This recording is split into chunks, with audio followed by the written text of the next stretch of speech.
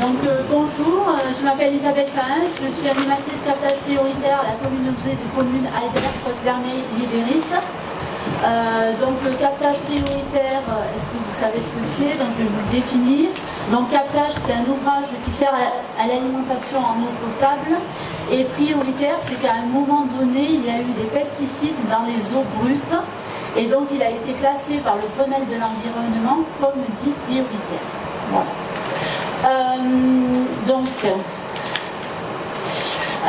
À la suite de ça, donc une étude a été faite sur la délimitation de l'aire d'alimentation du captage, ainsi qu'un programme d'action. Donc programme d'action au niveau des zones agricoles et au niveau des zones non agricoles. La détection des premières molécules, ça a été en 1999 et le programme d'action a été mis en place en 2013. Moi je suis arrivée, ont été faits donc, par chacun, c'est-à-dire les agriculteurs, comme les communes, comme les jardiniers, puisqu'en 2007 en fait il y a eu une baisse de la teneur en pesticides donc, qui est passée sous les 0,1 microgrammes par litre qui est le seuil d'acceptabilité de potabilité. Donc il faut dire qu'il faut adopter donc, un comportement rationnel par rapport à l'eau. Tout le monde doit faire donc, des efforts, agriculteurs, jardiniers, communes. Aujourd'hui, donc, nous sommes en semaine alternative aux pesticides, donc c'est pourquoi on a voulu donc, passer ce film donc Bye Bye Pesticides, qui parle donc de l'acceptabilité des plantes de trottoir et donc il sera suivi d'un débat autour de la place des produits phytosanitaires en ville et leur alternative. Donc je rappelle que depuis le 1er janvier 2017, les communes n'ont plus le droit d'utiliser les pesticides de synthèse sur les espaces verts et sur les voiries. Et il en sera de même pour les particuliers au 1er janvier 2019. Donc ni vente ni usage de produits phytosanitaires. C'est la loi de transition énergétique. Donc aujourd'hui, on peut se poser la question suivante, est-ce que nous, en tant que citoyens, sommes prêts à avoir un changement, à vouloir accepter ce changement. Donc, la commune donc, de Banyuls est passée donc, en démarche zéro phyto et donc a eu ces 2 grenouilles donc, au mois de novembre. Et donc je vais donc lui passer la parole. Et juste préciser que des livrets sur la chaise sont à votre disposition sur la démarche de captage et que si vous avez l'occasion d'aller à Argelès, à la médiathèque, vous avez une exposition sur les plantes de trottoir. Voilà, merci. Merci beaucoup. Le monsieur O de la communauté des communes, en tout cas l'ingénieur qui s'occupe, le directeur des services de l'assainissement et des eaux potables à la communauté de communes Albert Côte-Verneuil et Libéris. C'est un maire vigneron qui s'adresse à vous. Dans le problème des pesticides et des herbants, on connaît. On y a beaucoup travaillé dessus. On a beaucoup progressé, les vignerons. Et ce captage du BioG nous a beaucoup obligés, nous a beaucoup contraints, il faut dire les choses comme elles sont. Et nous a aussi été un révélateur, nous a fait prendre conscience aussi que nous étions aussi des utilisateurs, des consommateurs, et que nous devions aussi nous protéger, notre santé, quand on pulvérise des produits, mais aussi nous protéger parce que nous consommons de l'eau comme tout le monde, et donc nous n'avons pas vocation à nuire à la santé des gens, mais au contraire à amener un bien-être aux gens. Donc c'est une prise de conscience qui a été faite depuis de nombreuses années par les viticulteurs, puisque la teneur en pesticides a beaucoup baissé sur ce captage, sachant que l'ensemble du cru est passé en sa grande majorité en culture raisonnée, et que beaucoup de vignerons sont en train maintenant de franchir le pas et d'aller vers du bio sur le cru Banyuls. Ce qui est très compliqué, parce que nous sommes contraints par notre typologie, par notre géographie, avec des pentes fortes, avec un sol très caillouteux et avec des épisodes méditerranéens forts, donc ce qui fait qu'on a des ravinements aussi, donc le travail du sol n'est pas simple à mettre en place. C'est une volonté aussi de la commune de Banyuls-sur-Mer, vous l'avez signalé, de passer à zéro phyto. Donc on l'a fait déjà depuis l'année dernière, donc on n'a pas attendu l'interdiction pour être dans cette démarche-là. C'est pour ça que nous avons eu 2 grenouilles, j'espère qu'on en aura 3, peut-être un crapaud, je ne sais pas si ça se passe comme ça, non.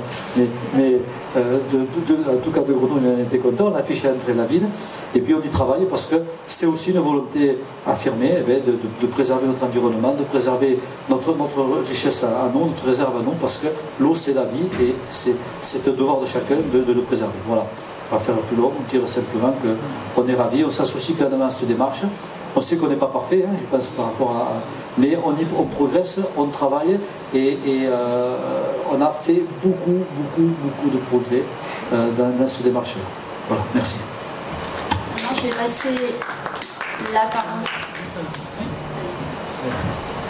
Oui, concernant donc le plan de désherbage qui est piloté par Rémi et son équipe, c'est pas neutre au niveau quand même de l'investissement, puisqu'on vient d'acheter une machine de près de 30 000 euros qui permet de désherber à l'eau chaude, hein, avec des gouttelettes ou à la vapeur, donc qui est efficace, mais qui nécessite quand même 4 à 5 passages les premières années et après en réduisant. Donc c'est un effort quand même financier et en personnel, parce que bien sûr quand on passe une fois avec du désherbant, on a une efficacité qui est quasi immédiate, mais le personnel là dans ce cas-là va passer quand même beaucoup plus de temps, donc c'est un investissement, il faut le voir comme ça aussi. Et la commune de Bagnous joue le jeu, et voilà, à force d'en parler, il faut passer aux actes. Donc moi, je vais juste vous dire quelques mots sur les démarches qui sont portées par la communauté de communes, puisque cette action d'animation et de sensibilisation sur l'utilisation des pesticides s'inscrit dans la démarche Agenda 21 qui est portée par la communauté de communes. Donc je voulais simplement vous expliquer un petit peu ce que c'était cet Agenda 21. Donc en fait la communauté de communes s'est engagée dans cette démarche volontaire, puisque c'est sur la base du volontariat. Ça vise en fait à proposer en concertation avec les habitants et les acteurs du territoire un programme d'action à mettre en œuvre sur tout le territoire communautaire en faveur du développement durable.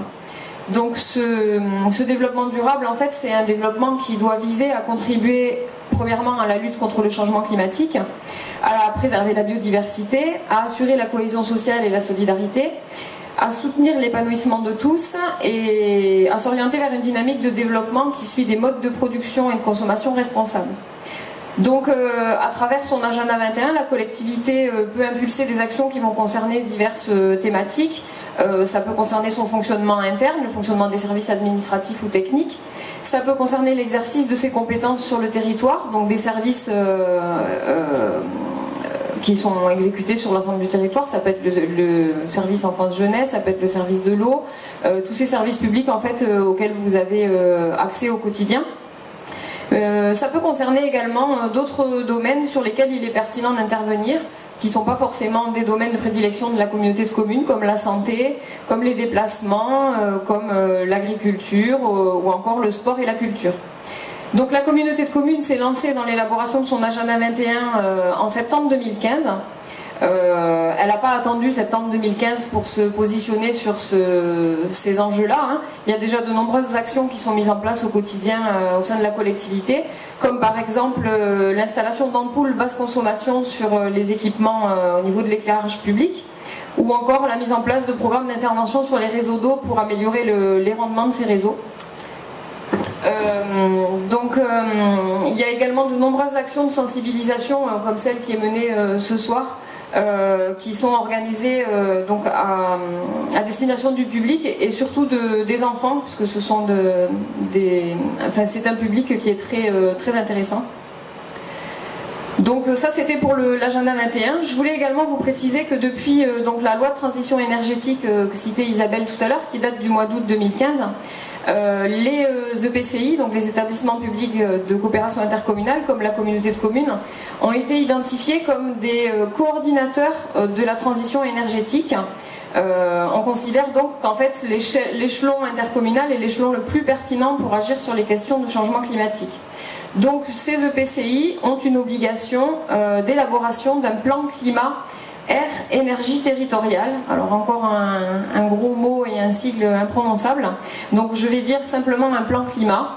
Donc ce plan climat, c'est un projet territorial de développement durable comme l'agenda 21, sauf que là en fait on est sur une obligation réglementaire, alors que pour l'agenda 21 c'est sur la base du volontariat. L'objectif de ce plan, c'est de lutter contre le changement climatique et de permettre l'adaptation du territoire à ce changement. Et alors le lien en fait qui existe entre l'agenda 21 et le plan climat, c'est que le plan climat, lui en fait, il répond à la première finalité que j'ai citée tout à l'heure, qui est de lutter contre le changement climatique. Et donc en fait, il va venir intégrer l'agenda 21 et ça sera donc un volet air, énergie, climat de l'agenda 21. Donc actuellement, nous travaillons à l'élaboration du diagnostic de l'agenda 21 et du plan climat, puisque les deux documents sont élaborés en même temps. Une fois que ce diagnostic sera un petit peu ficelé, il sera présenté aux habitants et aux acteurs locaux pour en fait qu'il y ait un partage en fait de ce diagnostic et une appropriation des éléments qui en ressortiront. Et ensuite, nous travaillerons donc tous ensemble à la proposition d'un plan d'action qui soit adapté aux enjeux qui auront été identifiés et qui répondent aux besoins du territoire. Donc si vous souhaitez en savoir plus sur ces deux démarches, je vous invite à consulter régulièrement le site internet de la communauté de communes. Vous tapez communauté de communes Albert-Côte-Vermeil et Libéris.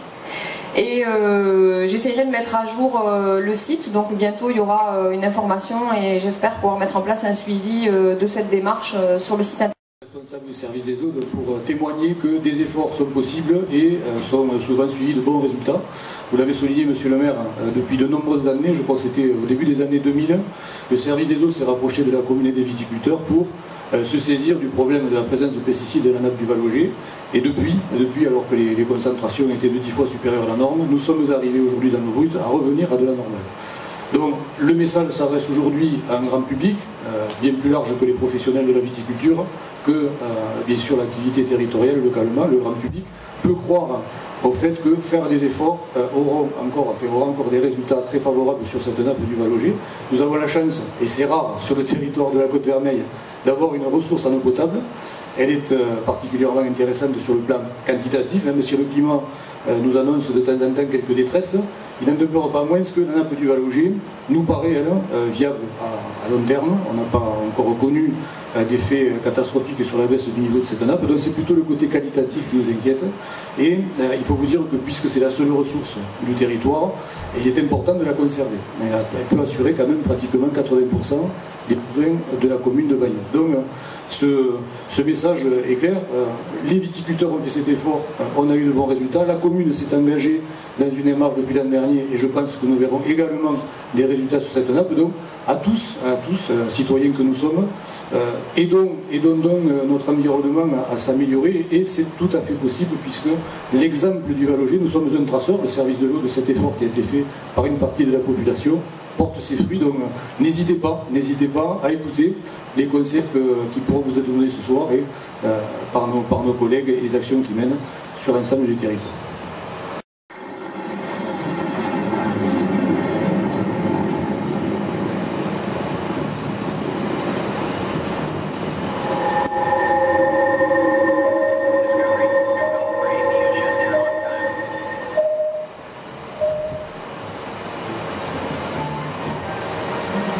Enfin la paix. Ils avaient déclaré la guerre aux fleurs, aux papillons. Ils ont empoisonné l'air, l'eau, la terre nourricière. Mais comme un souffle libérateur, la paix est venue, annonciatrice d'une euphorie de couleurs et d'une explosion de vie. Bye bye pesticides. Bye bye.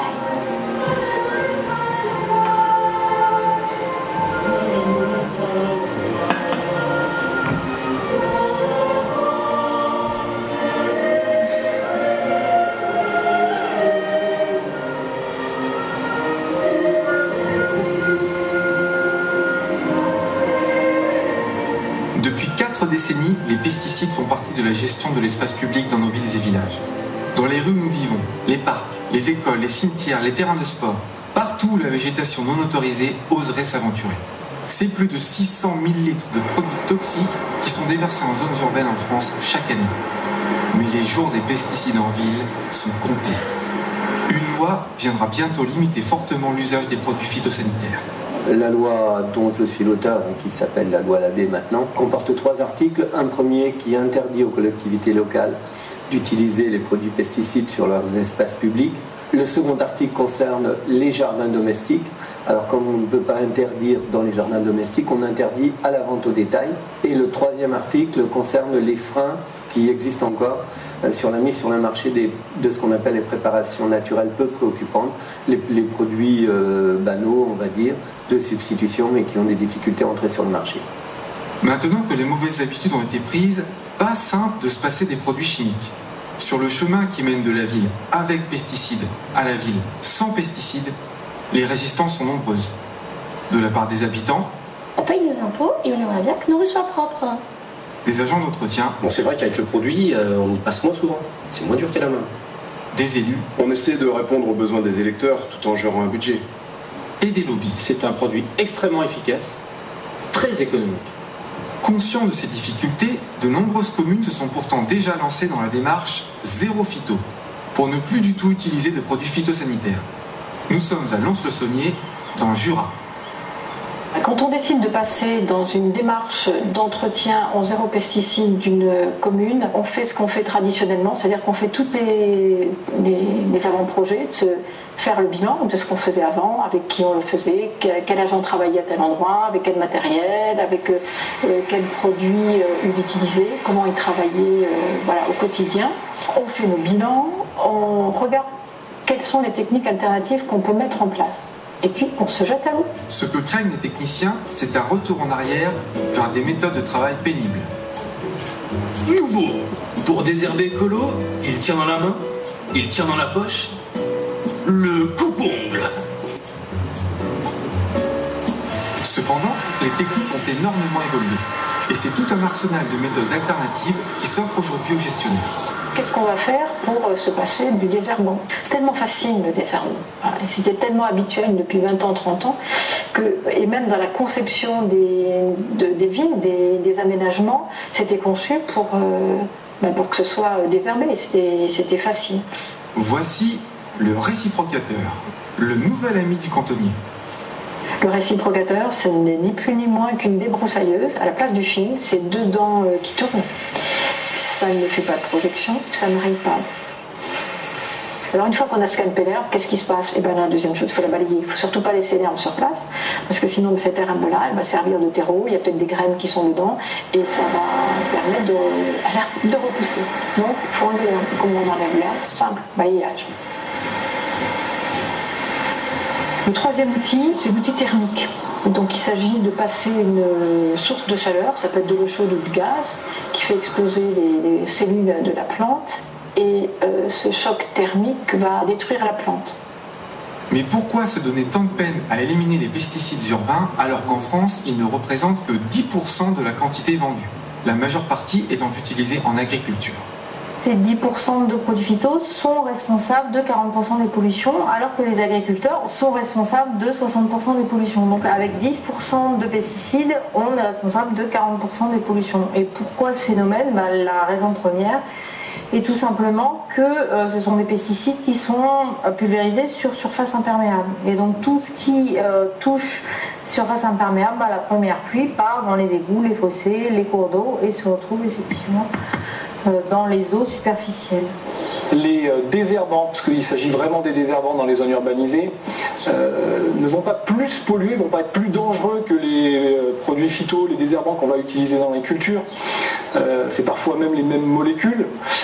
Mais le fait d'utiliser des désherbants chimiques sur des surfaces imperméables ou peu perméables fait que dès qu'il pleut, ça part par les caniveaux directement au cours d'eau. Donc forcément, utiliser des désherbants chimiques dans un espace urbanisé, ça entraîne plus de risques pour les rivières.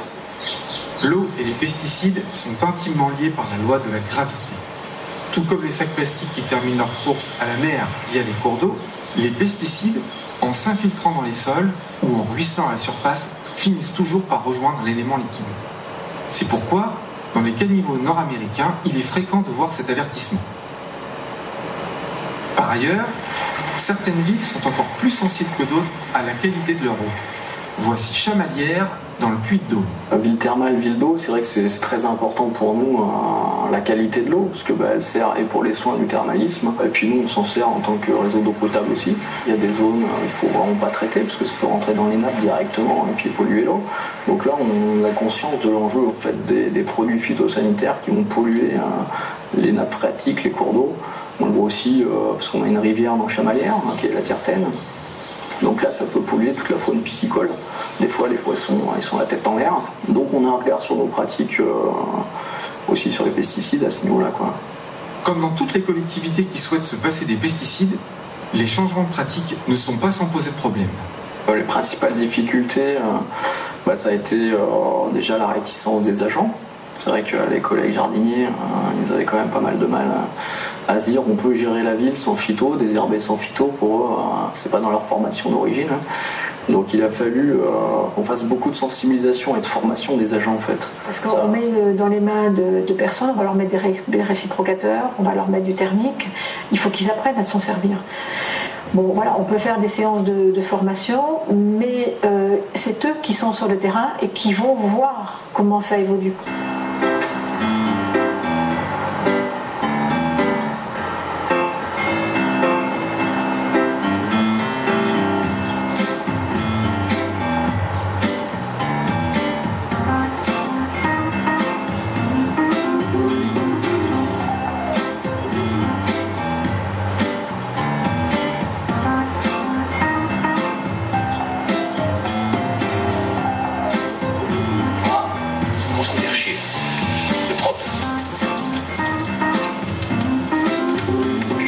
Travailler avec eux autour de la table, réfléchir à des alternatives possibles.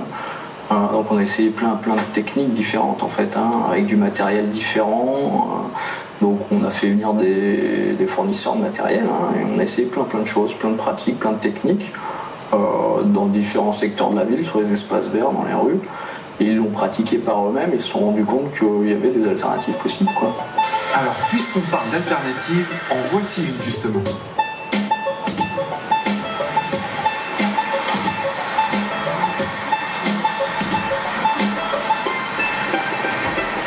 Le cheval, en fait, c'est un moyen qui nous permet de tracter une machine qui va désherber des zones pavées. On est en gestion un peu différente suivant les secteurs où on se trouve en ville, ce qu'on appelle la gestion différenciée. Donc les zones de centre-ville, zones piétonnes, commerçantes, où l'herbe n'est pas trop tolérée pour la population, on désherbe quand même, mais on ne désherbe pas avec des produits chimiques. On a fait le choix de la vapeur. C'est un choc thermique à 110 degrés qui se fait sur la plante. Au bout de 2 jours, la plante va faner. On passe plusieurs fois dans l'année avec ce désherbeur thermique. Les animaux en ville ont d'ailleurs plusieurs rôles à jouer dans l'élimination des pesticides. Dans les grands espaces enherbés, de nombreuses communes ont fait le choix du pastoralisme. Des techniques pour désherber des terrains en pente sans produits chimiques, on fait du pastoralisme. On a mis des chèvres ou des moutons et c'est vrai que c'est très sympa parce que ça attire les gens, tous les gamins s'arrêtent, ils vont voir les biquettes, c'est super et ça nous permet justement de valoriser des pratiques locales et désherber en même temps, quoi. Donc c'est très intéressant. Je vais juste faire un commentaire en fait par rapport à ce qu'on a vu dans le film. On a vu principalement des communes qui bénéficient d'un climat qui est propice au développement de la végétation.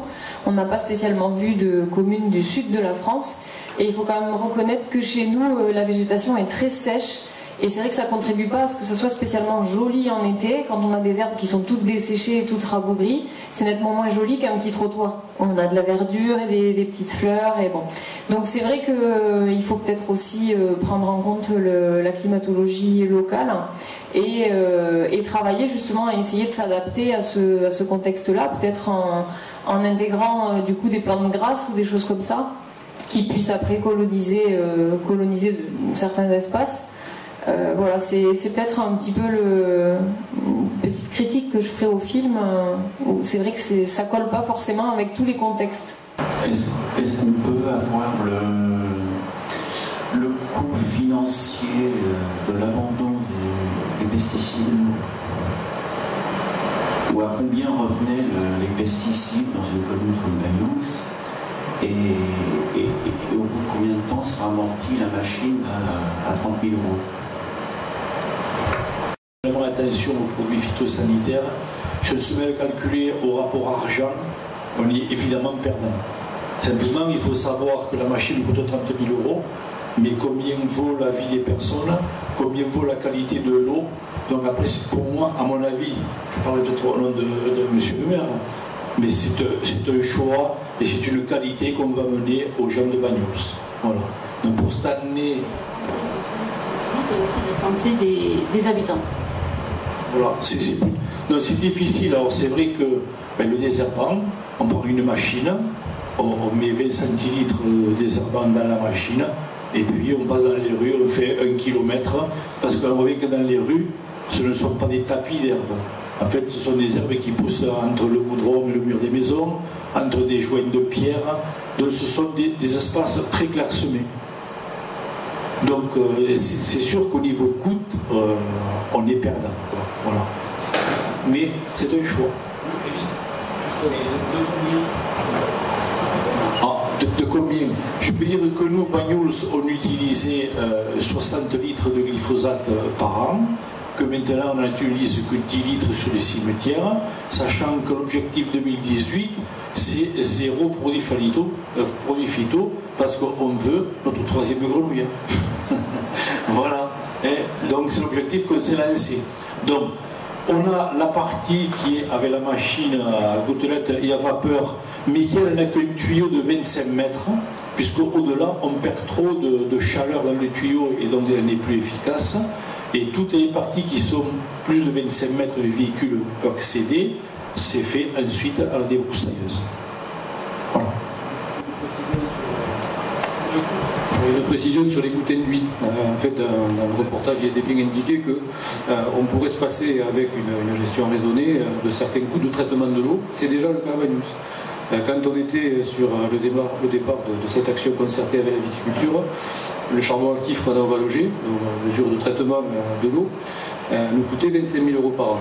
Aujourd'hui, avec la baisse des concentrations, on est à 17 000 € tous les 3 ans. Donc on est quand même sur une logique de compensation économique des efforts produits par ailleurs. Il s'est dit beaucoup de choses. Moi, simplement, ce qu'on peut dire, c'est que comme le monde change, on le voit, on va parler d'informatique et tout ça, que le monde est en train de se bouleverser, et le monde est en train de se bouleverser aussi par rapport à la nature. Et il va falloir que les gens s'habituent à ce qu'il y ait un peu d'air sur les trottoirs, et peut-être qu'il y ait aussi dans nos cimetières qu'il y ait un peu d'air. Voilà. Mais on le fait progressivement parce que il faut le faire, comme on dit en catalan, il faut le faire entre guillemets venir, et les gens vont petit à petit l'admettre. Voilà, le reportage disait ça aussi. Après, c'est vrai qu'ici il fait très sec l'été, que les herbes sont sèches, que c'est pas très. Voilà. Donc on essaye de trouver des solutions alternatives avec de l'eau chaude, hein, et on constate que ça fonctionne. Dans des endroits où il nous semble qu'il faut encore qu'on ait un résultat qui soit plus optimisé par rapport à l'aspect qu'on peut avoir. Et puis il y a des endroits où petit à petit, la nature reprendra ses droits. Mais voilà, on avance. Après, comme le montrait aussi le film, hein, chaque citoyen peut également prendre sa petite rebêchotte et faire son devant de maison. Ça, c'est pas interdit. Au contraire, c'est un acte citoyen et qui évite l'utilisation de produits. Voilà. J'ai une anecdote. Vous savez qu'il y a toujours des gens qui trouvent toujours des choses qui ne vont pas bien, mais ça c'est normal, ça fait partie de la vie, et ça fait partie de la vie d'un élu, d'entendre de temps en temps des compliments, de temps en temps, mais aussi de temps en temps des remarques. Voilà. J'ai entendu à plusieurs reprises qu'il y avait de l'herbe sur la plage. Alors c'est vrai, il y a eu de l'herbe sur la plage à nous, c'est du chêne, je pense, qui est en haut de la plage des Elmes et la plage Bagnols. Mais qu'est-ce que je me suis pas entendu, qu'on n'entretenait plus la plage, qu'on ne voulait plus rien y faire, qu'on laissait la plage à l'abandon. Mais je leur ai dit, qu'est-ce que vous préférez? Une plage où on vient passer du désherbant, où on passe des produits qui sentent le malabar, ou qui sentent la citronnelle, ou retrouver un espace naturel. Voilà. Et puis moi, j'ai quelques cheveux blancs, et la plage de mon enfance, parce que j'ai eu la chance de naître à Bagnols et d'habiter au bord de l'eau, et bien la plage de mon enfance, il y avait toujours du chêne dans dessus. Voilà. Ça ne nous a pas empêché de grandir, de se baigner, d'être heureux et de vivre normalement sur la plage. Voilà. Ça fait partie des choses qu'il faut accepter. Mais je pense que dans les années à venir, les hauts de la plage, il y aura un petit peu de verdure, pas plus mal.